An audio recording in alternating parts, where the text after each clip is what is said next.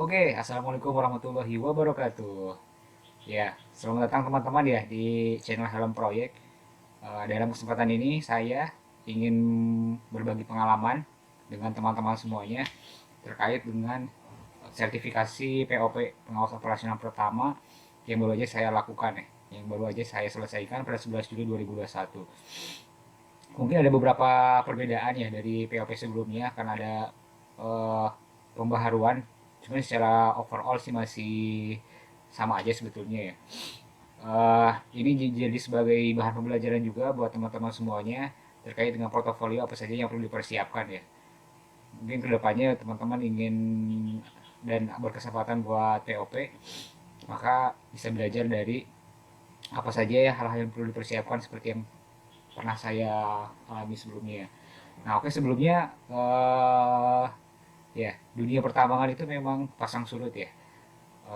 Seperti kita ketahui bersama bahwa badai corona ini salah satunya berdampak besar terhadap tambang ya, yang mana beberapa job site ya, beberapa owner pertambangan sempat mengalami penurunan produksi agak signifikan ya.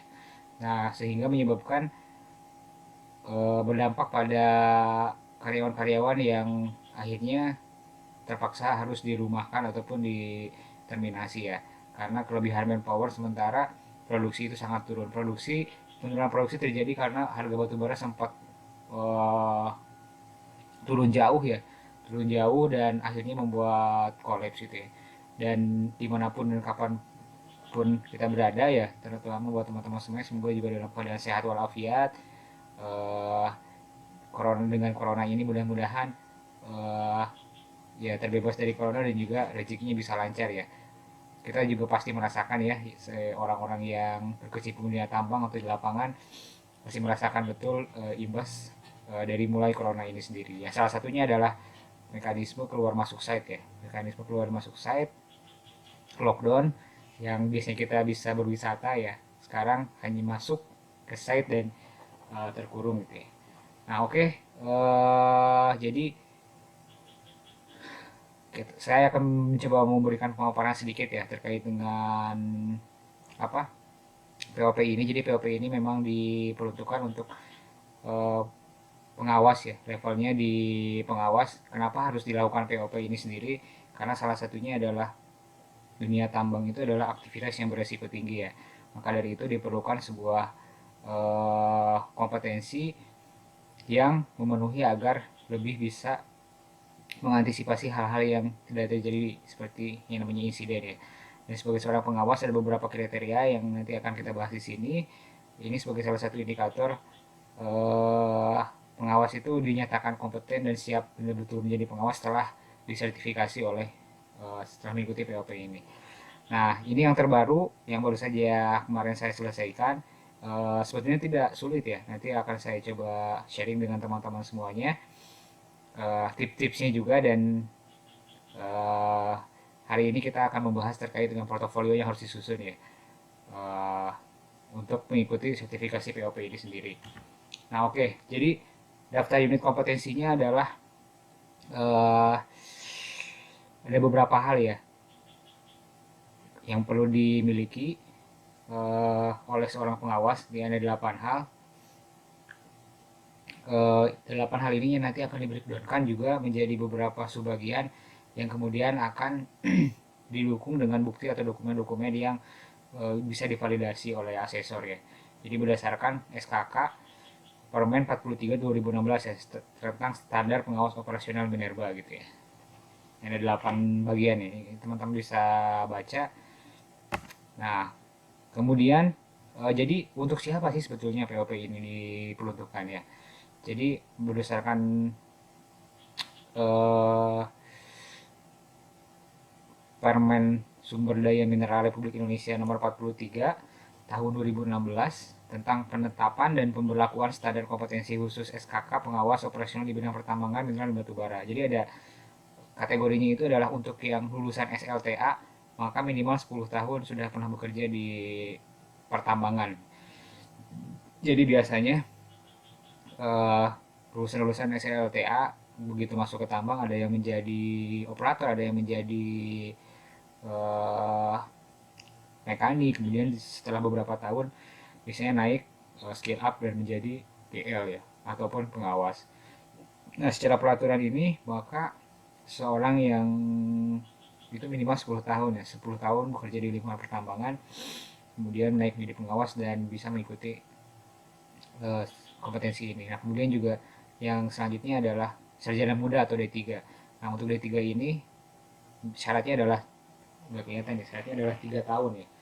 Syaratnya 3 tahun dia, jadi setelah bekerja di dunia pertambangan 3 tahun, kemudian setelah 3 tahun bisa mengikuti POP dan akan dinyatakan sebagai pengawas yang kompeten. Kemudian untuk S1, S2 atau S3 itu adalah syaratnya setelah 1 tahun ya. Oke, selanjutnya jadi ada beberapa persyaratan ya yang perlu kita siapkan sebagai portofolio kita. Yang pertama adalah persyaratan dasar. Nah, persyaratan dasar ini apa aja sih? Jadi yang pertama adalah pas foto 3x4 sebanyak 3 lembar, latar belakangnya berwarna merah. Nah, karena sekarang musim corona gitu ya. Nah, pas foto ini berupa online, jadi kita nggak usah ngeprint. Kalau dulu mungkin kita harus nyiapin berkasnya, harus di print, disiapin 3 lembar dan sebagainya. Tapi untuk saat ini semuanya online, jadi kita hanya akan mensubmit. Kita siapkan saja fotonya berpakaian rapi tentunya, 3x4 dan berlatar warna merah ya. Oke, yang kedua adalah KTP. Jadi dalam kesempatan kali ini mungkin bukan fotokopi ya.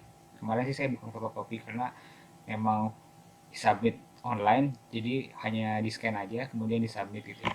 Karena akan lebih jelas fotokopi KTP itu. Kemudian yang ketiga adalah kurikulum vitae atau daftar hidup ya, daftar riwayat hidup. Daftar riwayat hidup ini adalah yang terbaru ya tentunya, sampai dengan posisi sekarang, pekerjaan sekarang gitu ya. Dan yang keempat adalah fotokopi ijazah terakhir ya. Seperti yang tadi di sebelumnya ada yang SLTA, ada yang SMK, ada juga yang D3 ataupun S1, S2 ataupun S3 ya. Itu fotokopi ijazahnya dilampirkan, kemudian juga surat pengalaman kerja. Nah, surat pengalaman kerja ini didapat dari perusahaan ya. Jadi yang dari perusahaan itu menjelaskan terkait dengan lebih kepada bahwa salah satunya menunjukkan bahwa dia itu sudah bergabung di perusahaan itu dari kapan sampai kapan gitu ya. Itu juga salah satu indikator bahwa kita memenuhi persyaratan. Misalkan dari 3 tahun, sudah 3 tahun di dunia tambang ataupun bekerja di tambang, ataupun kalau yang SLTA 10 tahun ya. Oke, yang selanjutnya adalah surat tugas izin kompetensi POP dari perusahaan. Nah, jadi untuk POP ini tidak bisa dilakukan sendiri ya. Jadi harus ada rekomendasi dari perusahaan. Kemudian perusahaan itu memberikan surat tugasnya yang nantinya sebagai pengantar untuk POP itu sendiri. Kemudian yang ketujuh, surat izin bekerja ya. Tapi ini hanya untuk ekspatriat, jadi kalau yang bukan ekspatriat berarti nggak usah, dilewati aja. Yang terakhir adalah fotokopi sertifikat yang relevan. Apa sih fotokopi sertifikat yang relevan ini? Sertifikat yang relevan ini biasanya adalah sertifikat dari perusahaan. Sertifikat terkait dengan pelatihan dasar-dasar safety ya, safety K3 dan sebagainya. Kan biasanya salah satunya kita sebelum POP itu dilakukan pembekalan ya, dilakukan training dulu, dilakukan sertifikasi dulu oleh internal. Nah, baru nantinya akan dilakukan penilaian oleh asesor dan akan dinyatakan sebagai pengawas operasional pertama dan kompeten yang tercatat gitu ya. Nah, karena kenapa sih harus melampirkan bahwa ya ini tuh adalah sertifikasi gitu, uji kemampuan bukan training kemampuan gitu ya. Kalau misalkan uji kemampuan itu berarti kemampuannya akan diuji gitu ya. Nah, kemampuannya untuk diuji itu harus seperti apa? Berarti harus dilakukan pembekalan terlebih dahulu ya. Ya, salah satunya juga karena eh, POP ini ya cukup mahal ya biayanya ya.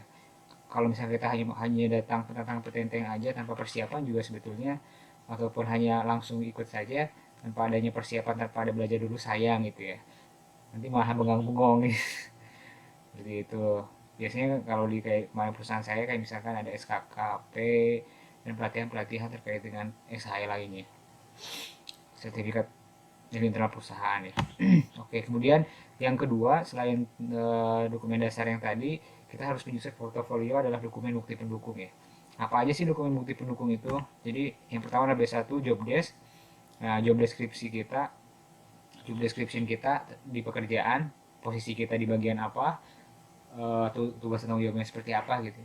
Nah, itu biasanya kita minta ke perusahaan apa aja yang menjadi tugas dan tanggung jawab kita, dan job desk kita di lapangan itu seperti apa gitu ya. Setiap GL itu masing-masing kan beda ya. Kayak misalnya saya GL di logistik, maka ada job desk yang berbeda dengan tentunya GL produksi ataupun GL maintenance. Yang kedua adalah foto ruang dan area tempat kerja. Nah, ini adalah foto ruang atau tempat area kerja. Jadi uh, area kerjanya di foto, salah satunya buat pendukung bahwa kita tuh bekerja di area tersebut gitu ya, termasuk dengan office-nya gitu ya. Kalau uh, ada lapangannya, ada office-nya gitu. Kalau misalnya di bidang maintenance ya ada di area maintenance-nya, di workshop-nya gitu, ada ruangan office-nya gitu. Karena kan pasti kita tidak melulu hanya di lapangan ya, ya ada pekerjaan administrasi ataupun sebagainya. Kemudian yang ketiga adalah laporan kerja bulanan. Nah, laporan kerja bulanan ini adalah eh, masing-masing berbeda ya. Jadi kalau kita kemarin itu, kalau saya lebih menunjukkan ke KPI, Key Performance Indicator. Kalau dari saya sendiri ada yang namanya KPI bulanan ya. KPI bulanan yang nantinya akan runut dari awal bulan sampai dengan akhir tahun. Nah, di situ pun termasuk dengan nanti ada semester pertama ataupun terus akhir tahun gitu ya. Udah mencakup semuanya.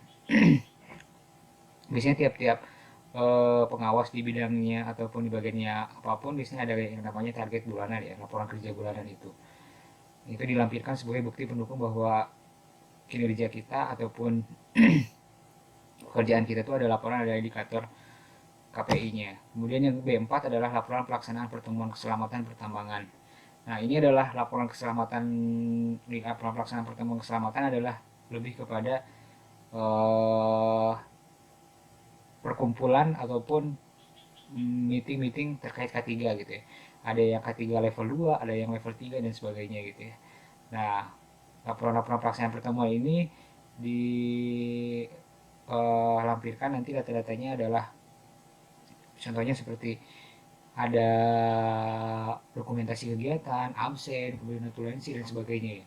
Bahwa salah satunya kita sudah melakukan pekerjaan, tidak hanya sekedar bekerja gitu, tapi tetap memperhatikan aspek-aspek safety yang dilakukan secara rutin dan berkala gitu ya.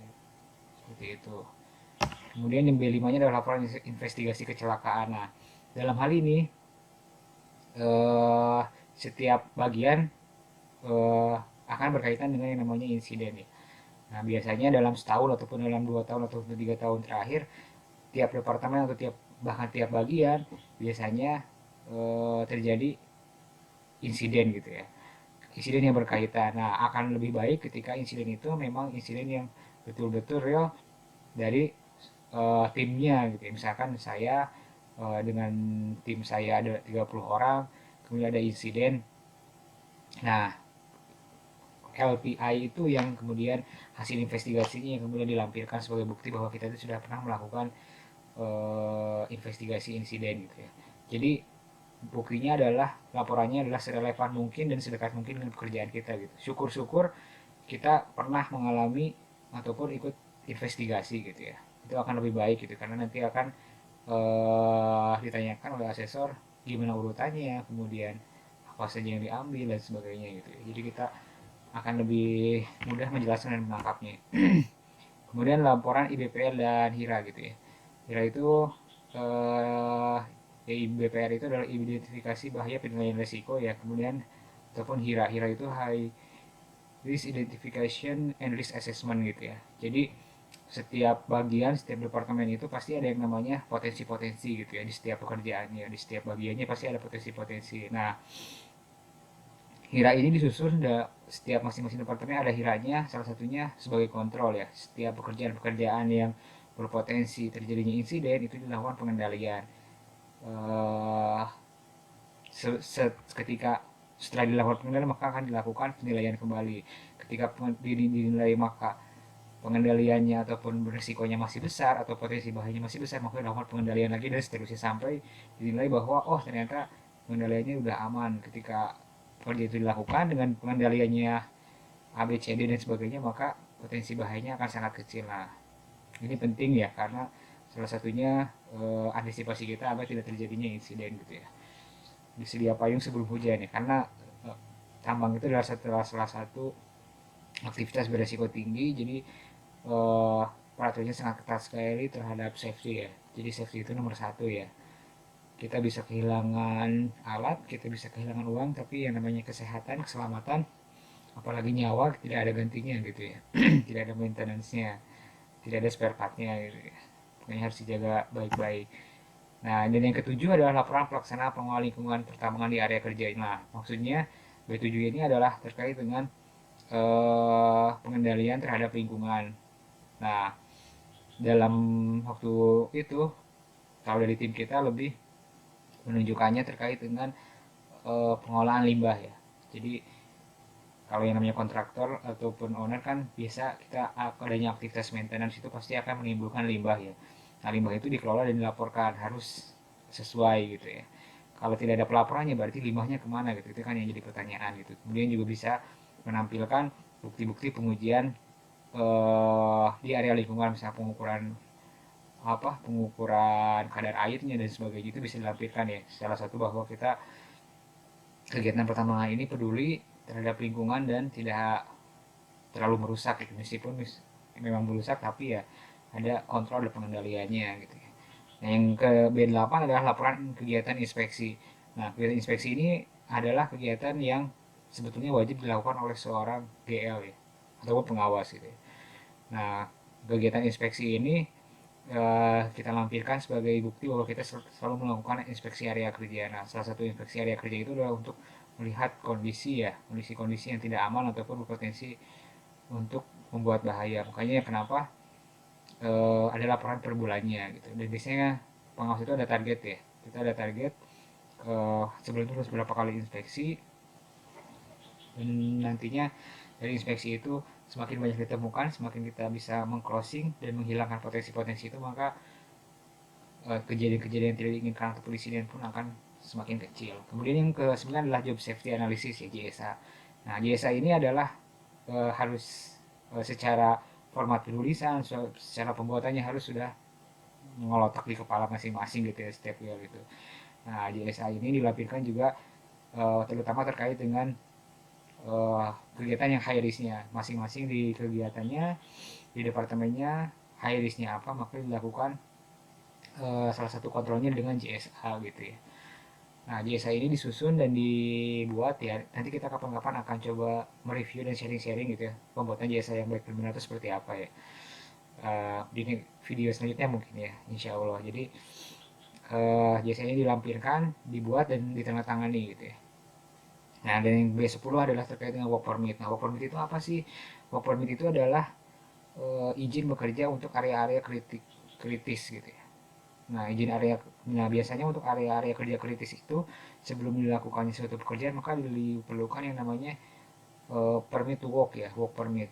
Nah, work permit ini dilakukan untuk apa? Salah satunya adalah ketika memang ada pekerjaan high risk, maka dari elemen pengawas, kemudian sampai ke kabagnya, sampai ke PM-nya, sampai ke KTT malahan mengetahui gitu ya bahwa akan dilakukan pekerjaan high risk tersebut. Harapannya apa? Harapannya untuk sama-sama meningkatkan kontrol gitu ya. Jadi yang namanya pekerjaan high risk ataupun pekerjaan kritikal itu kita selalu benar-benar prototin gitu ya. Pengawas itu standby di area kerja tersebut, bahkan sampai DPH-nya pun standby di sana, ikut melakukan pembukaan, ikut mengawasi beberapa saat ataupun sampai selesai agar tidak ada terjadinya operasi ataupun kesalahan-kesalahan yang membuat akan menyebabkan terjadinya insiden. Apa aja sih sebenarnya bahaya-bahaya yang termasuk high risk itu ya, salah satunya adalah bekerja di atas ketinggian. Misalkan ketika kita naik-naik ke suatu tempat, naik ke tower gitu kan, potensi terjatuhnya sangat besar gitu. Kemudian juga ada contohnya adalah ketika kita masuk ke ruang area-area terbatas, misalnya masuk pembersihan tangki yang kurang oksigen, kemudian bekerja di area panas, gitu, panas yang berlebih, ataupun bekerja di dekat ataupun penggalian saluran-saluran listrik dan sebagainya. Itu hal-hal yang kritikal yang memang potensinya sangat besar gitu ya. Oke, nah dalam hal ini jadi yang pertama adalah kita perlu mengisi ya, ada beberapa form. Nanti coba saya akan tunjukkan ya, ada beberapa form yang perlu kita isi, form-form yang terbaru gitu ya. Ya, jadi ini ada APL1, APL2, FR1A dan FRAK1 gitu ya. Ini adalah keempat hal ini yang wajib kita isi sebagai salah satu formulir gitu ya. Nanti akan tampilannya adalah berupa bukti-bukti ataupun dokumen-dokumen pendukung gitu ya. Seperti yang tadi disampaikan sebelumnya. Nah, oke. Mulai dari sini ya, FRAPL01, jadi mengisi data-data pribadi normal saja. Kemudian ya, kebetulan kemarin itu dari perusahaan kita kerjasama dengan LSP Geologi Pertambangan Panas Bumi ya, LSP-nya. Nah ini kemudian kita isi saja semuanya. Kemudian sertifikasi, ini data sertifikasinya kita contreng, sertifikasi ya, karena saya yang baru pertama ya sertifikasi, berarti sertifikasi, kalaupun yang kedua berarti sertifikasi ulang gitu ya. Nah ini yang tadi unit kompetensi sesuai kemasan ya, jadi diharapkan seorang pengawas itu melakukan pekerjaan-pekerjaan ataupun unit kompetensi ini gitu ya. Dari mulai melaksanakan peraturan perundang-undangan terkait keselamatan, melaksanakan tugas dan tanggung jawabnya sebagai pengawas, melaksanakan pertemuan keselamatan pertambangan, melaksanakan investigasi, melaksanakan identifikasi bahaya, melaksanakan peraturan perundang-undangan, inspeksi, dan juga menganalisis keselamatan pekerjaan ya. Nah ini tuh nanti akan di breakdown lagi menjadi beberapa bagian, dan akan dituliskan juga bukti-bukti yang sudah kita lakukan terhadap item-item itu apa saja sih gitu ya. Coba akan kita bahas nanti. Nah ini ya, jadi untuk pekerjaan resiko tinggi ini ada berapa? 13 ya, 13, 14 yang lain-lain. Nah di sini di setiap pengawas itu kan masing-masing punya tugas dan tanggung jawabnya ya, perbagian ya.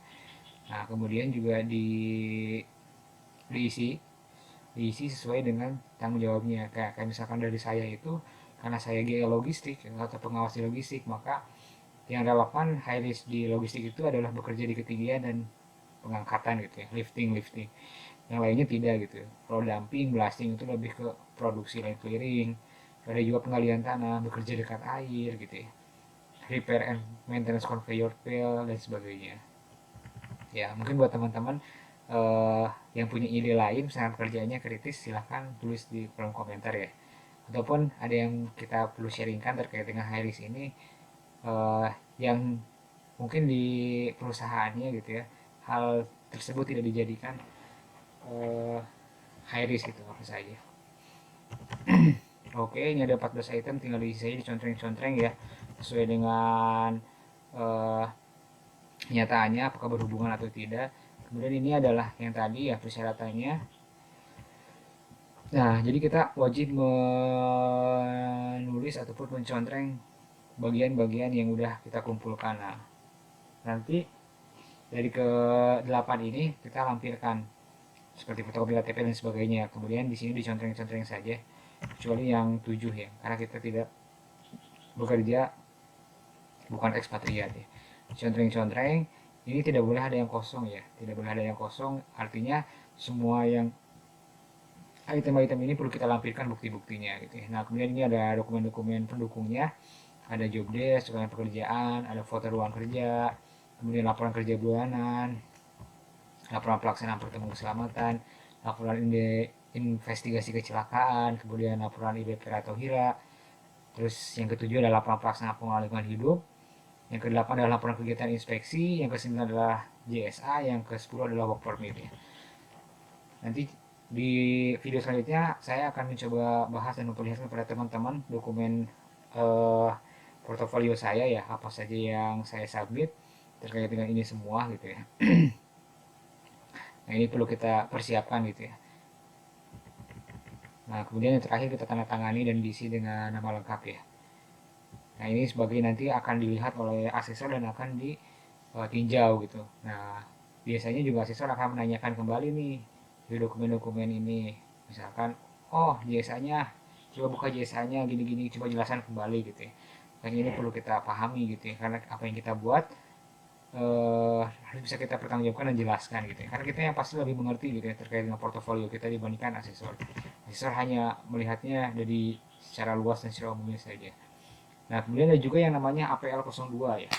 Nah, setelah APL 01 yang tadi kita isi di checklist persyaratannya, ada juga yang namanya ini APL 02.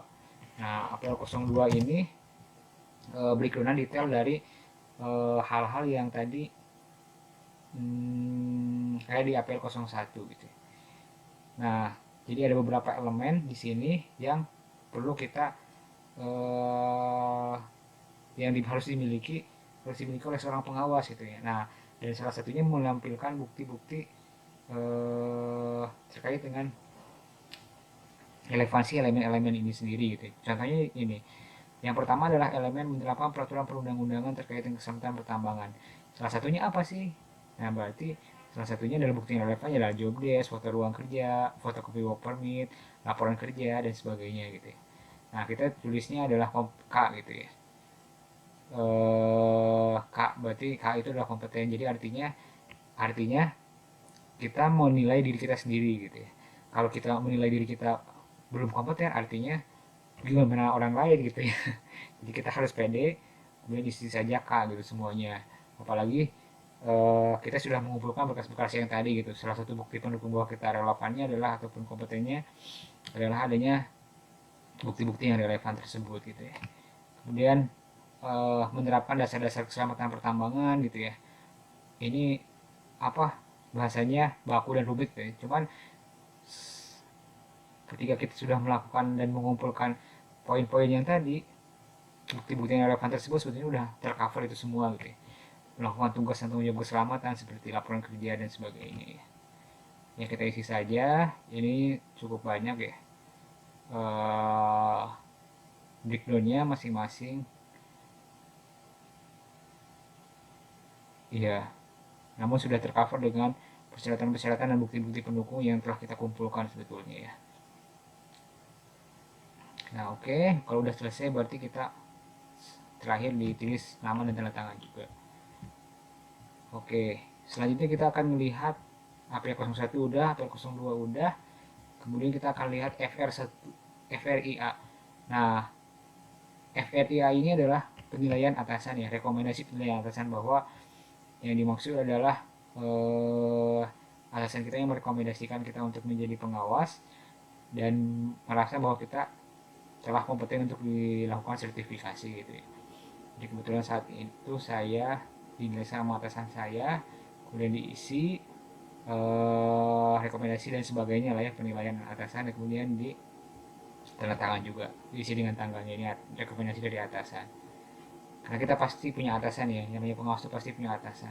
Ya, pengawas itu pasti punya atasan dan pasti punya bawahan gitu ya, ataupun subordinate. Nah, bedanya cuman ada yang bawahannya banyak, ada yang bawahannya sedikit.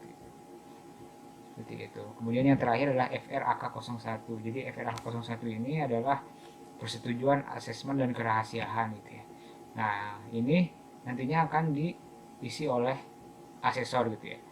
Ini kita sebagai yang ditesnya adalah asesi, kemudian asesor adalah orang yang melakukan pengetesannya di sini. Kemudian dilakukan dicentang-centangnya nanti sama asesor ya. Ya, oke. Jadi itu saja ya terkait dengan form-form yang harus kita lengkapi. Format terbaru pada tahun 2021 Juli ya, yang baru-baru aja saya laksanakan. Ini adalah keempat hal ini yang menjadi bagian yang perlu kita isi checklist dan sebagainya gitu ya. Nah, nanti terkait dengan persyaratan dasar dan bukti pendukung di next video akan saya coba review ya, akan saya coba tampilkan contohnya yang punya saya seperti apa. Cuman sekarang itu kelebihannya adalah karena online, jadi kita nggak perlu bawa berkas yang tebal-tebal atau yang banyak-banyak ya. Kita ada scanan-scanannya, kemudian disubmit di datanya gitu ya. Dan interviewnya pun dilakukan secara online gitu. Interviewnya dilakukan secara online dan biasanya durasinya adalah tiap orang sih berbeda-beda tergantung kembali ke asesornya gitu. Cuman secara porsi sebetulnya 1,5 jam per orang gitu, cuman bisa lebih dan bisa kurang, tergantung asesornya, tergantung asesinya gitu. Selama asesornya merasa ada yang belum dinyatakan ada yang masih belum bisa digali gitu ya, maka asesor akan terus menggali gitu ya, menggali dengan metode interview, pertanyaan, diskusi, agar sampai asesor itu yakin bahwa pengawas itu kompeten. Dan ketika proses interview itu saya juga dijelaskan ya, bahwa yang namanya asesor itu hanya sifatnya rekomendasi gitu ya, sifatnya rekomendasi. Jadi rekomendasi eh, tidak mutlak gitu ya, tidak mutlak. Nah, ketika memang asesor sudah menyatakan, kita sebetulnya bisa banding. Sekarang asesor menyatakan kita tidak kompeten, kita ada banding, bisa banding sebetulnya, banding apa saja yang perlu disampaikan. Cuman sebetulnya yang dibahas itu adalah hal yang simple ya, hal yang simple dan gak terlalu rumit sebetulnya ya. Di video video selanjutnya insya Allah kita akan bahas terkait dengan materi-materi, hanya hanya berapa ya, sekitar ada 44 lembar lah, 4 lembar materi praktis ya yang perlu kita pahami, itu yang sebagai bahan nanti asesor tanyakan kepada kita gitu. Selebihnya adalah aktivitas-aktivitas daily yang berkorelasi gitu dengan poin-poin tadi. Lebih banyak malahan asesor akan bertanya kegiatan kita, terus juga hal-hal safety di pekerjaan kita yang sudah kita lakukan apa dan sebagainya gitu. Dan yang lebih tahu kita adalah pekerjaan kita ya pasti kita gitu. Asesor hanya melihat gambaran dari luarnya aja. Oke, buat teman-teman semuanya, itu mungkin ya eh, hal-hal yang harus dipersiapkan portofolio kita jika kita akan melakukan POP. Dengan pengalaman saya yang beberapa hari yang lalu ya, formatnya mungkin agak sedikit berubah ya susunannya dari sebelumnya, cuma overall masih sama ya. Di next video kita akan coba mereview dan melihat masing-masing item yang tadi harus ditampilkan apa saja yang kemarin tuh saya lampirkan gitu ya, sehingga itu juga buat gambaran buat teman-teman yang akan melakukan eh, POP gitu. Dan nanti juga kita akan mencoba membahas terkait dengan kita akan membahas kisi-kisi ataupun materi-materi yang perlu dipelajari sebelum melakukan POP tersebut gitu ya. Nah, buat teman-teman semuanya yang ingin ditanyakan ataupun ingin didiskusikan gitu ya, ataupun ingin ada yang dibahas secara lebih detail dan rinci, silahkan boleh tulis di kolom komentar ya. Kita akan insya Allah bisa berdiskusi, dan mudah-mudahan kita selalu berdoa juga corona cepat berakhir ya, dan dunia tambang bisa kembali growing up lagi gitu ya. Sekarang masih tertatih-tatih dan masih lesu gitu ya, karena banyak orang yang mencari rezeki di area sana gitu ya. Oke, terima kasih dari saya. Stay safe, semoga selalu dalam keadaan sehat dan bahagia tentunya buat teman-teman semuanya yang ada di luar sana. Sampai ketemu di video selanjutnya. Terima kasih. Wassalamualaikum warahmatullahi wabarakatuh. Semangat pagi.